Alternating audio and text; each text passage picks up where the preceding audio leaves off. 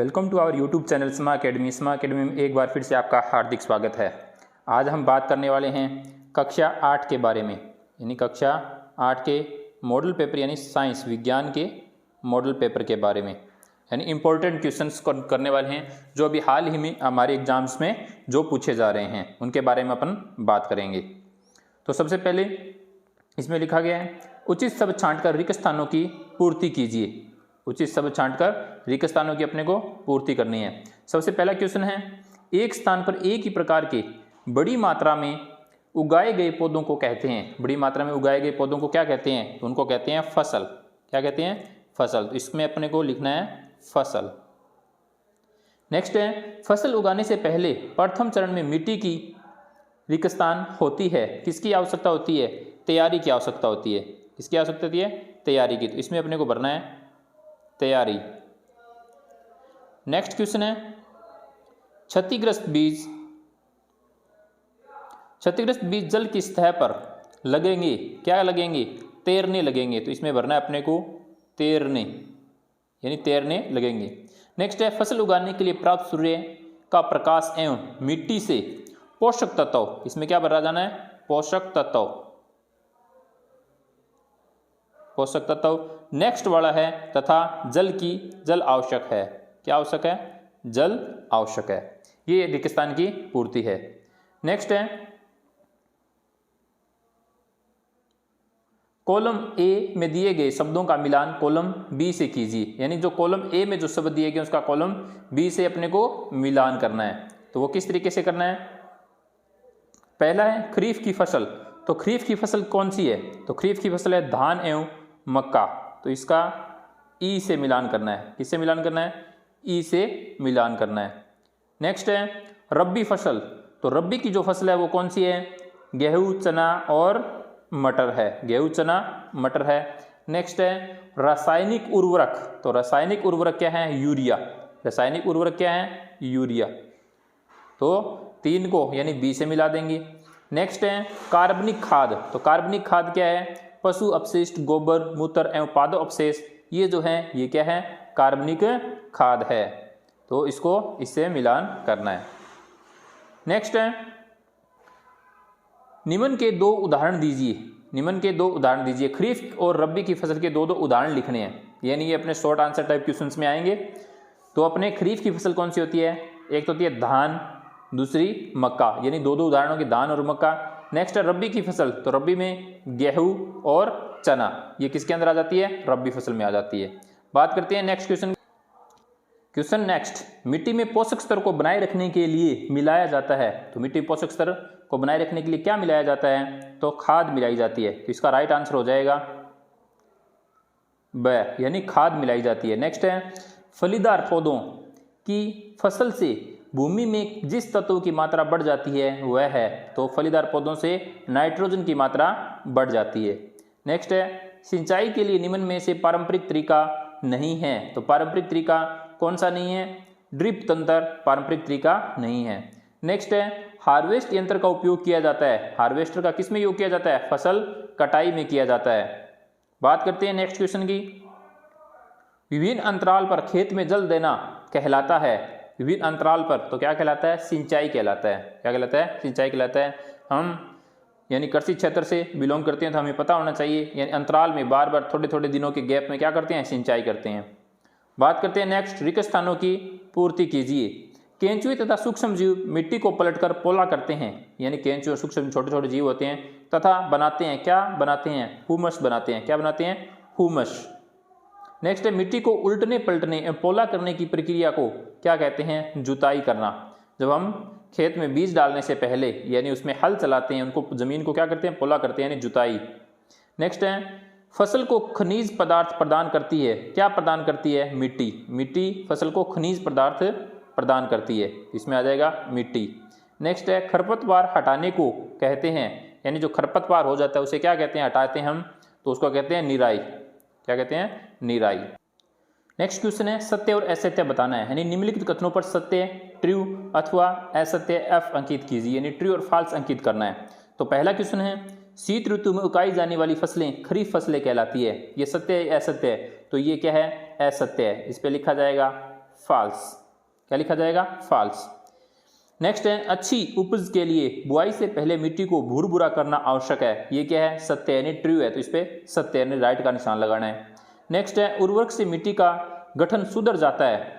मिट्टी का गठन सुधर जाता है, तो ये क्या है? गलत है। इस पे क्या लिखना है? एफ लिखना है, यानी असत्य है। नेक्स्ट है खरपतवार हटाने को कटाई कहते हैं। ये भी गलत है। खरपतवार हटाने को कटाई नहीं, क्या कहते हैं? निराई कहते हैं। अभी अपन ने पढ़ा था। नेक्स्ट है दाने को भूसे से अलग करना थ्रेसिंग कहलाता है, तो ये सही है। दाने से भूसे को अलग करना क्या कहलाता है? थ्रेसिंग कहलाता है, तो ये राइट है, यानी सत्य है। नेक्स्ट है उर्वरक एक कार्बनिक लवण है। उर्वरक एक कार्बनिक लवण है, तो ये भी क्या है? सत्य है। तो इस तरीके से इनको क्या करना है? सत्य और असत्य लिखना है अपने को। नेक्स्ट बात करते हैं, यानी कॉलम में दिए गए शब्दों का मिलान कॉलम ए और बी को यानी मैच करना है, आपस में क्या करना है? मिलान करना है। तो पहला है कल्टीवेटर। तो कल्टीवेटर क्या होता है? यानी कल्टीवेटर यानी जुताई। कल्टीवेटर जुताई। नेक्स्ट है सीड ड्रिल। तो सीड ड्रिल क्या होता है? बुआई। सीड ड्रिल होता है बुआई करना। नेक्स्ट है रहट। तो रहट का मतलब क्या होता है? सिंचाई, यानी एक सिंचाई की पद्धति है। नेक्स्ट है हार्वेस्टर। तो हार्वेस्टर से क्या होती है? कटाई होती है। यानी इनको कॉलम से क्या करना है? मिलान करना है। नेक्स्ट है थ्रेसिंग करना, यानी थ्रेसिंग क्या होती है? बीजों को भूसे से अलग करना क्या करना कहलाता है? थ्रेसिंग कहलाता है। बीज यानी बीज को भूसे से अलग करना। निराई। निराई यानी खरपतवार हटाना। निराई का मतलब होता है खरपतवार हटाना। नेक्स्ट है सिंचाई। सिंचाई का मतलब खेत में जल देना। सिंचाई यानी अपने खेतों में पानी लगाते हैं, यानी जल देना। नेक्स्ट है जुताई। तो जुताई का मतलब होता है मिट्टी को पोला करना। नेक्स्ट है नाइट्रोजन, यानी नाइट्रोजन क्या है? नाइट्रोजन पोषक तत्व है, मिट्टी में पोषक तत्व है। यूरिया। तो यूरिया एक क्या है? उर्वरक है, यानी एक खाद्य पदार्थ है। नेक्स्ट है वर्मी कंपोस्ट। तो वर्मी कंपोस्ट क्या होती है? खाद होती है। वर्मी कंपोस्ट क्या होती है? खाद होती है। नेक्स्ट है 2,4-D। तो ये क्या है? 2,4-D ये क्या है? खरपतवार नाशी। खरपतवार नाशी यानी चीजें हैं। नेक्स्ट बात करते हैं, नेक्स्ट है फलीदार, यानी लेम्यूनिमिनस पौधों की जड़ों की ग्रंथियों में पाई जाने वाली बैक्टीरिया का नाम लिखिए। तो उस बैक्टीरिया का नाम होता है राइजोबेरियम बैक्टीरिया। नेक्स्ट है सिंचाई में उपयोगी पारंपरिक विधियों के नाम। तो मोट यानी गिरनी, चैन पंप, डेकली, रहट, यानी ये सिंचाई की क्या है? पारंपरिक विधियां हैं। मछली से प्राप्त कोड लीवर तेल से हमें क्या प्राप्त होता है? यानी मछली से कौन सा विटामिन मिलता है? तो विटामिन डी मिलता है। कौन सा मिलता है? Vitamin D. नेक्स्ट है खरपतवारनाशी के छिड़काव का उचित समय क्या होता है? तो खरपतवार पौधों में पुष्पन एवं बीज बनने के पहले ही, पुष्पन और बीज बनने से पहले खरपतवारनाशी का छिड़काव कर देना चाहिए। विनोइंग से क्या आशय है? यानी आपसे प्रश्न पूछे जाएंगे छोटे छोटे। विनोइंग से क्या आशय है? तो अनाज के दानों को भूसे से अलग करने के लिए फटकने की विधि को विनोइंग कहते हैं। जैसे छाले से अपन कुछ अनाज फटकते हैं, वो उस विधि को क्या कहते हैं? विनोइंग विधि कहते हैं। नेक्स्ट है बीजों का बड़े पैमाने पर भंडारण कहाँ करते हैं? बीजों का बड़े पैमाने पर साइलों और भंडार घरों में। कहाँ पर करते हैं? भंडार घरों में और साइलों में। होली के त्यौहार पर काटी जाने वाली 2 फसलों के नाम लिखिए। तो होली के पर्व पर एक तो गेहूं और चना की फसल काटी जाती है। कौन सी? गेहूं और चने की फसल काटी जाती है। नेक्स्ट है कटाई ऋतु के साथ आने वाले किन्हीं 2 पर्वों के नाम लिखिए। यानी जब कटाई शुरू होती है उस समय कौन से 2 पर्व आते हैं? एक तो दीपावली आती है और एक होली आती है। नेक्स्ट है सिंचाई की 2 पारंपरिक व आधुनिक विधियों के नाम लिखिए। सिंचाई की 2 पारंपरिक, यानी एक तो होती है सिंचाई की मोट यानी गिरनी, दूसरा होता है ढेकली। और सिंचाई आधुनिक विधियों में होता है छिड़काव तंत्र और ड्रिप तंत्र।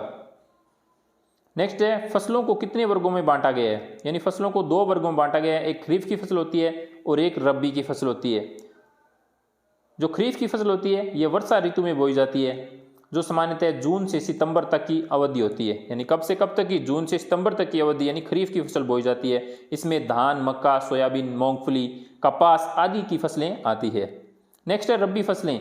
ये शीत ऋतु में बोई जाती है। कब? शीत ऋतु में तैयार होती है। इसमें गेहूं, चना, मटर, सरसों तथा अलसी आदि रबी की फसल के उदाहरण हैं। ये मेन मुख्य फसलें हैं खरीफ और रबी की। नेक्स्ट बात करते हैं रिक्त स्थानों की पूर्ति कीजिए। सूक्ष्म जीवों की सहायता से देखा जा सकता है, यानी सूक्ष्मदर्शी की सहायता से।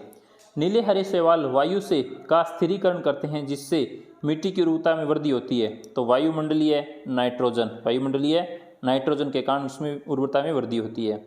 एल्कोहल का उत्पादन नामक सूक्ष्म जीव की सहायता से किया जाता है, ईस्ट की सहायता से। किसकी सहायता से? ईस्ट की सहायता से किया जाता है। नेक्स्ट है हैजा के द्वारा होता है। तो हैजा किसके द्वारा होता है? जीवाणु के द्वारा। हैजा है वो जीवाणु के द्वारा होता है। नेक्स्ट बात करते हैं, सही शब्द के आगे राइट का निशान लगाएं। ईस्ट का उपयोग निमन के उत्पादन में होता है। तो ईस्ट का उपयोग एल्कोहल के उत्पादन में होता है। नेक्स्ट है निम्न में से कौन सा प्रतिजैविक है? तो स्ट्रेप्टोमाइसिन क्या है? प्रतिजैविक है। नेक्स्ट है मलेरिया परजीवी का वाहक है। मादा एनाफिलीज मच्छर का। किसका वाहक है? मादा एनाफिलीज मच्छर का वाहक है। नेक्स्ट है संचरणीय रोगों का सबसे मुख्य कारक है घरेलू मक्खी। सबसे मुख्य कारक क्या है? घरेलू मक्खी है। नेक्स्ट है ब्रेड तथा अथवा इडली फूल जाती है, इसका क्या कारण है? किस कारण फूल जाती है? ईस्ट कोशिकाओं की वृद्धि के कारण। इसमें ईस्ट कोशिकाओं की वृद्धि के कारण ये क्या? ब्रेड और इडली क्या हो जाती है? फूल जाती है। चीनी को अल्कोहल में परिवर्तित करने के प्रक्रम का नाम है, तो इसे क्या कहते हैं? तो इसे कहते हैं किण्वन। यानी इसे चीनी को अल्कोहल में परिवर्तित करने की प्रक्रिया को क्या कहते हैं? किण्वन कहते हैं। नेक्स्ट क्वेश्चन है कॉलम फर्स्ट को कॉलम सेकंड से मिलान करना है। तो जीवाणु क्या है? जीवाणु हैजे का कारक है। किसका कारक है? जीवाणु है वो हैजे का कारक है। नेक्स्ट है राइजोबियम क्या है? ये नाइट्रोजन स्थिरीकरण है। राइजोबियम नाइट्रोजन स्थिरीकरण है। नेक्स्ट है लैक्टोबैसिलस क्या है? तो लैक्टोबैसिलस का होता है दही का जमना। किसके कारण जमता है दही? लैक्टोबैसिलस के कारण जमता है। नेक्स्ट है ईस्ट। तो ईस्ट ब्रेड की बेकिंग के लिए, यानी ब्रेड को फुलाने के लिए किसका यूज किया जाता है? ईस्ट का यूज किया जाता है। एक प्रोटोजोआ मलेरिया का कारक है। एक प्रोटोजोआ किसका कारक है? मलेरिया का कारक है। नेक्स्ट है एक विषाणु क्या है? तो एक विषाणु एड्स का कारक है। एक विषाणु एड्स का कारक है। इस तरीके से आपको कॉलम यानी ए से बी मैच करने वाले रिक्त स्थान और आपको अबेसैदा वाले क्वेश्चन ज़्यादा मिलेंगे। तो अगर आपको ये चैनल यानी ये वीडियो अच्छा लगा हो तो प्लीज़ चैनल को सब्सक्राइब करें, लाइक करें, कमेंट करें। यानी लाइक और कमेंट करने में आपका कुछ नहीं जाता, बस आपको अपनी अंगुली को प्रेस करना है, इससे सब्सक्राइब भी हो जाता है। तो अपने दोस्तों के साथ भी शेयर करें। बात करते हैं नेक्स्ट क्वेश्चन है चेचक के टीके की खोज करने वाले वैज्ञानिक का नाम है। यानी जो चेचक के टीके की खोज की थी उस वैज्ञानिक का नाम है एडवर्ड जेनर। नेक्स्ट है मादा एडिस मच्छर वाहक है। मादा एडिस मच्छर किसका वाहक है? डेंगू के वायरस का। नेक्स्ट बात करते हैं खाद्य पदार्थों की परिरक्षण के लिए उपयोगी पदार्थ है। तो तेल, सोडियम बेंजोइट, सोडियम मेटाबाइसल्फाइड, ये सभी के सभी यानी उपयुक्त सभी ये सारे के सारे खाद्य पदार्थों के परीक्षण के लिए उपयोगी हैं। नेक्स्ट बात करते हैं निम्न में नाइट्रोजन का स्रोत नहीं है। तो कौन सा नहीं है? इसमें हो जाएगा कार्बोहाइड्रेट, वो है नाइट्रोजन का स्रोत नहीं है। नेक्स्ट है गेहूं की रस्ट नामक रोग का कारक है। यानी गेहूं की जो रस्ट नामक जो रोग है उसका कारक क्या है? कवक। यानी कवक के कारण क्या हो जाता है? गेहूं के अंदर रोग लग जाता है। तो आई होप कि आपको वीडियो अच्छा लगा होगा और ज़्यादा इसके वीडियो पाने के लिए आप प्लीज़ चैनल को सब्सक्राइब करें, बेल आइकन को जरूर दबाएं ताकि आने वाले वीडियो का नोटिफिकेशन आप तक पहुंचता रहे। धन्यवाद।